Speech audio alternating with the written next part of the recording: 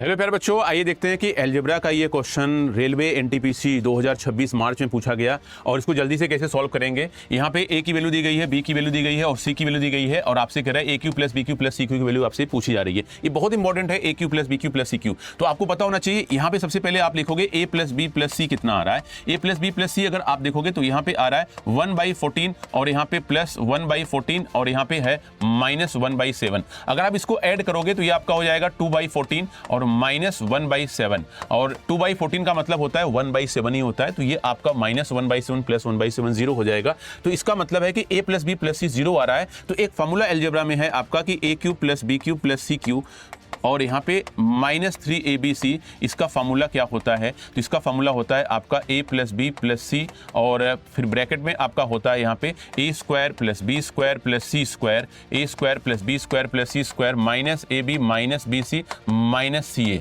तो आपको पता है कि a plus B plus C अगर यहाँ पे जीरो है तो ये पूरा आपका क्या हो जाएगा, जीरो हो जाएगा। तो लास्ट में बचेगा क्या आपका, तो A Q plus B Q plus C Q. ये सारे बच्चों को याद हो जाता है कि अगर a plus B plus C zero होता है तो A Q plus B Q plus C Q जो होता है वह 3abc होता है।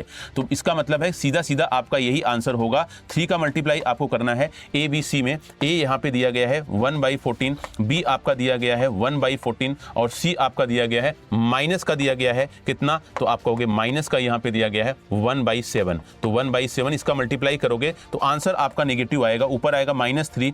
-3 वाला ऑप्शन कौन सा है, आप कहोगे एक ही ऑप्शन है और अपॉन में आप मल्टीप्लाई करोगे क्योंकि कोई 3 से कोई कैंसिल होने वाला नहीं है। तो अपॉन में आपका आ जाएगा 1372। कैसे, आपने देखा यहाँ पे एक ही ऑप्शन है जो -3 दे रहा है और तो -3 वाला ऑप्शन आपका डी है। तो डी सही हो गया। इसी तरीके से आपको एक क्वेश्चन दे रहे हैं, इसको आपको कमेंट बॉक्स में आंसर करना है।